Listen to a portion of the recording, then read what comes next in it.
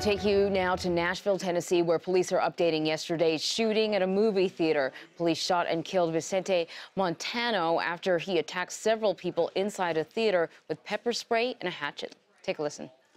Involved in the situation at the theater yesterday. We will have them speak with you in just a moment. First, I want to cover some things that we've learned about Montano. Our investigation at present shows that he was at the Union Rescue Mission facility in downtown Nashville on 3 dates this year, on May 6th, August 3rd, and August 4th. The mission does not have any record of him actually spending the night. Evidently, mission records reflect bed assignments, and when they looked up records pertaining to him, there was no bed assignment on any of the 3 dates. On Monday evening of this week, just after 6 o'clock, a Central Patrol officer went to the mission to check on his welfare. He had gone there because his mother had contacted the Nashville Police Department. She had learned from other sources that Montano actually had a Tennessee identification-only card, which is different from a driver's license, still issued by the Department of Safety. On this identification card was listed the address of a Union Mission facility in another part of town that serves women and children, families, not men. The officer, a female officer, went to the mission to check on Montano. The mother said that she had not seen him, heard from him in 3 years. He was told, or she was told rather, at that time, at 6 o'clock Monday evening, that Montano was not there and that the mission had last had contact with him in May. On Wednesday, yesterday, Montano was seen in the area of the Hickory 8 movie theater on foot. We have found no vehicle in that area linked to him, nor is there any information that has come to the police department's attention that he was driving a vehicle yesterday or in the recent past. In fact, Montano does not have a Tennessee driver's license. Our investigation shows that he arrived at the theater 20 to 25 minutes before the film began. He actually made a stop in the dollar store before walking over to the theater. He purchased a ticket to the Mad Max film, requested a cup of water, and then went into the auditorium. In the minutes that followed, there were 2 women also seated in the auditorium. According to those women, Montano was staring them down. He was carrying a backpack, a duffel bag, as well as a backpack. At one point, he stood up. He put the backpack on, the duffel bag on, went toward the women, suddenly put the bags down and sat back down. Ultimately, he gets back up, goes to the row where those 2 women are, and abruptly and suddenly, without any provocation, begins dousing them with chemical spray. The man seated with those women, who you all met yesterday, Stephen, who spoke outside the theater, attempted to intervene on behalf of his family members. It was then that Montano used his axe/hatchet to cause a laceration to the man's shoulder. Those persons then fled the movie theater. Montano actually blocked one of the doors, forcing those inside to go out the opposite door as they ran out.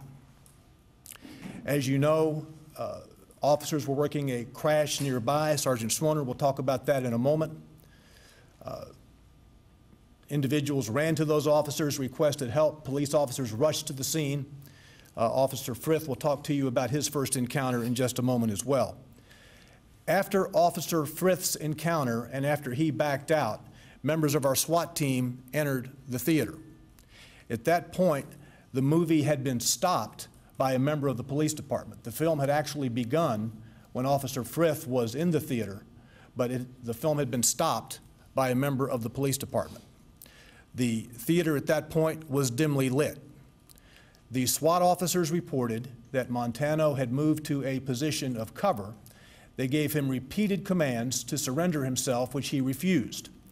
Montano kept putting his hand out from his cover, directing his arm toward the officers, prompting the officers to fire at him, having heard from Officer Frith that he did have a gun, and Officer Frith at that point believed that Montano had fired at him.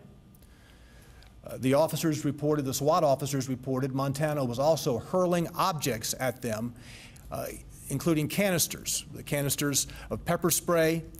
He was also carrying a canister of propane.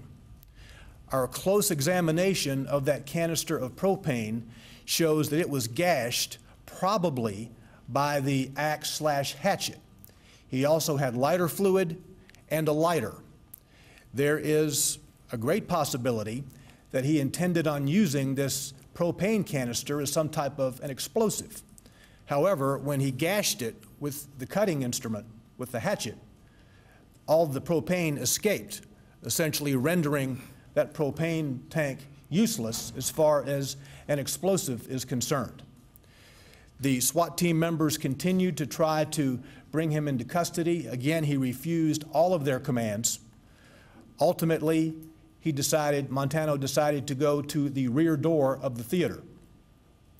Before he actually exited, he threw the gun he was carrying. It is possible that gunfire from SWAT team members damaged that gun. As you have seen the photograph of it, it looks like it's in some state of disrepair. It's possible that the gunfire from the SWAT team members, as they were shooting back at his arm that he kept reaching around toward them, actually damaged the gun. When Montano came out of the theater, out the rear door, he had a hand up underneath the duffel bag that he was wearing over his chest. The officers at that point perceived that he could have an explosive in that duffel bag. He was also carrying his hatchet or axe in the other hand. The officers deemed him to be an imminent threat, and at that point opened fire on Montano. He was fatally wounded. This investigation is continuing. The officers who fired on Wednesday remain on routine administrative assignment, as is the practice in this police department, while the investigation continues. Throughout this matter, we have talked to a number of people, a number of witnesses. We have yet to find anyone who had any dialogue with Montano other than the simple purchase of the movie ticket and the request for a cup of water when he entered the theater. We have yet to find anyone who engaged him in any dialogue. His motive for all this is yet to be determined, although we know, and you all know, that he has mental issues. He has been diagnosed apparently as a paranoid schizophrenic in the past. My understanding is he was committed at least 3 times out of Rutherford County, and I understand he has a committal in another state. Our check of Montano's history shows that he has visited or has been in a number of states in the eastern U.S. over the past several years. At this point, I'm going to ask Officer Frith to explain to you his arrival, what he encountered, what he saw, and what he did.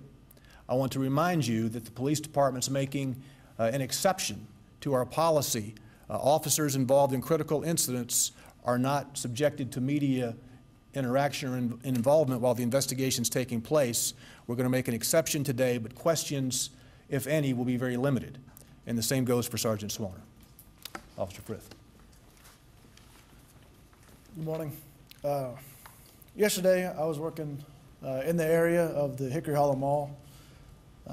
Around 1:13, I heard over our radio that Officer Arnett was flagged down by the citizens stating that there was an armed suspect in the theater. I was in close proximity with another officer, and we immediately responded. Myself and 3 other officers responded. We all arrived pretty much at the exact same time.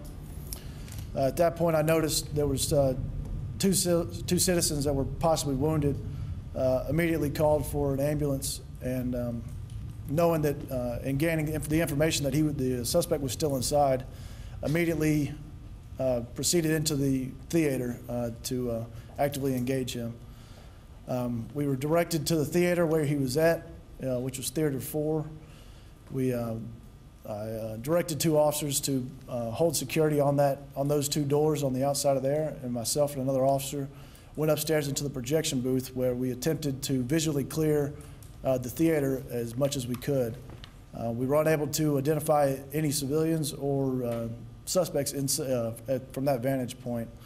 At that point, we went back down to the entrance of the theater, and just by pure chance, I went to the left, and immediately upon entering the theater, I was engaged with what I perceived to be small arms fire from a small caliber handgun. To my right, I heard 3 audible pops from what I can recall, and I felt what felt like a discharge from a weapon. The pressure hit me on the right side of my face. At that point, I turned to my right and immediately engaged the silhouette of a figure, because as Mr. Aaron stated, the movie was still playing, and all I could see was the silhouette of a figure. I engaged that figure with 1 shot with my patrol rifle, and immediately backed out and declared that we had a barricaded suspect situation, and waited for the extra officers to come, and Sergeant Swarner take it from there. I had worked the accident just down the street and had just left that scene when I heard Officer Arnett call for a man with a hatchet and a gun at the theater. So I started back en route. When I arrived, within minutes, I encountered the 2 females and a male, the same victims that Officer Frith had encountered on the front sidewalk. The females were covered in a dye that covered their shirts down. It was a red-colored dye, and that's common in some sprays. And the male told me he had been hit with a hatchet, and I said, where? And he showed me the gash. From that point, within seconds of talking to them, I heard a gunshot inside. I knew they were inside clearing the building. I moved to the front door and could see them up a hallway. Moved into the front door and encountered Officer Frith with his patrol rifle covering a doorway. And I had asked him what happened. He said, the guy came to the door, he pointed a pistol at me and pulled the trigger. He said, I stepped back and shot. I asked Officer Frith, did you hit him? He said, I don't know, I shot center mass. From that point, I directed them into a hallway of cover, other officers into a hallway of cover. Other officers were arriving. We didn't know whether there were still folks in other theaters, so we took up positions to cover down both sides of the hallway. Tactically cleared that, made it safe, went into the theaters. Actually, 2 people had come out and tried to get out, and we held them in place until we made it safe. Then we pulled them out and took them out under the cover of officers. When we had that secured, we held what we had and checked on an ETA from our SRT or SWAT team. When SWAT arrived, they immediately came in with their patrol rifles, and the decision was made to enter the theater. This theater is set up, I don't know if you've given them maps or what have you, but the theater is set up with doors that face each other, that open out. A brief plan was made to use a flashbang when they entered that, so that was relayed down to all the officers in the hallway. When they opened that door, the flashbang was deployed, and the SWAT officer behind the rightmost outer seats, rear seats, and took up a position there. Within seconds, they encountered the subject at the far end of the theater, and shots were fired. There were, I'd be afraid to say how many shots were fired, but several. There were 2 or 3 SWAT officers behind the seats and 1 standing. What we also encountered was tear gas that was so dense that he had put into the air, I guess with the canisters, and it made it nearly impossible to breathe. When you encountered it, was real heavy too. When that happened, I had taken up a position in the doorway where I could see what was going on with SWAT, and I could see my officers in the hallway. We immediately radioed for gas masks, because all the patrol officers have gas masks, to bring us some masks. We didn't realize it was going to be that heavy. When they brought us masks, I saw the officer coming with masks, ran to him, got him, brought him back to the SWAT officers who were still in the theater, engaged with the suspect. And when I say engaged, there were multiple engagements. There was one, stop, see what he's doing. He shoots at him some more, and he engages him again. I don't know, you may be able to tell me how many times that occurred, but gave the gas mask to the SWAT members. They suited up with those and were better equipped then to deal with the problem. From that point, that continued. I backed out and watched the outer perimeter until the suspect exited out the door where the officers on the outside dealt with the threat. Guys, thank you. It's important to note that during Montano's interaction with the SWAT team members, he had multiple and continuous opportunities to end the situation. He chose not to. He chose to continue to engage our officers, ultimately coming out with his hand up under the backpack, the hatchet in another hand, and the officers believing they were in imminent danger, and they fired on him on the outside of the building, resulting in his death. Don, can you talk about his movements? I mean, we've heard Murfreesboro, Nashville, the Mission, and obviously this mall is not anywhere near the Mission. I mean, what do we know about where he was, how he was getting around? Our perception is that he's a transient. How he was getting from place to place, we don't know. Where he was last week and the week before, we don't know at this point. There may be citizens in this area who have seen him in the past month. If that's the case, please contact this police department to help with our timeline.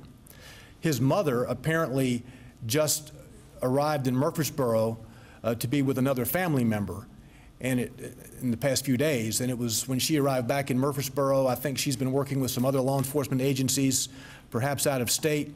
They were able to communicate to her that he had this identification-only card in Tennessee, a Nashville address, and that is what resulted in her contacting the Nashville Police Department earlier in the week to do a check on the welfare at the Mission. Obviously, the Rosa Parks address is not a men's facility, it's a women's and family facility. Anyone who knew officers, for both of the officers, there are a lot of people today who, and especially the officer Frith, who are saying that it was because of the quick, ultra-quick response of your police force, but in particular, your response, that this didn't escalate into potential deaths, into an explosion, that this didn't turn into a lafayette, this didn't turn into an Aurora. What do you say to people who are looking at you in that way? Come on back up. I mean, I have to give the credit to where the credit's due, and that's to our training department. You know, we've had, like the chief said yesterday, we've had extensive training in what you would call active shooter, active killer situations, and that training helped us and be able to react in a timely manner without having to. We knew what the plan was. We didn't have to formulate a plan on the run. We knew what everyone had to do. I had my job. The other three officers had their job, and we executed them how we should. But it wasn't easy. No, sir. By any means, it wasn't easy. I mean, no incident like that is ever easy by any means. But with the training, you just kind of, you know, in these type of situations, you hear reports of people just, you know, you don't know how your weapon got into your hand or how many rounds you shot. It's just your training just kicks in, and you kind of just put it on coast and just let the training kick in and take over. Any other officer also speak to that? Yeah, the credit really goes to Officer Frith. He was probably the senior officer on the scene yesterday. When he engaged that, of course I wasn't there, but I know that he took charge. He said, you two go down here and take care of this. We're going over here. So the credit really lies here. And not to discount our training, we have phenomenal training. But and of course he can't say that, but it lies here. And with the chemical in the air that was been addressed, it's been called pepper spray, tear gas. Do you guys know for sure what that was? Some type of irritant, I don't know.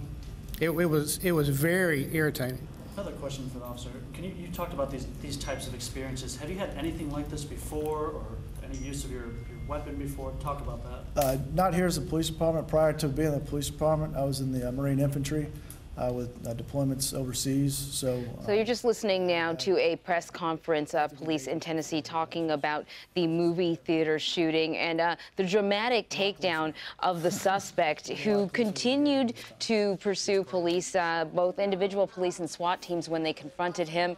He was armed with pepper spray, a pellet gun, and a hatchet, but police believe that the pellet gun was actually a real weapon, and he fired multiple times at police officers who were trying to bring him down. Eventually, he was killed by police gunfire.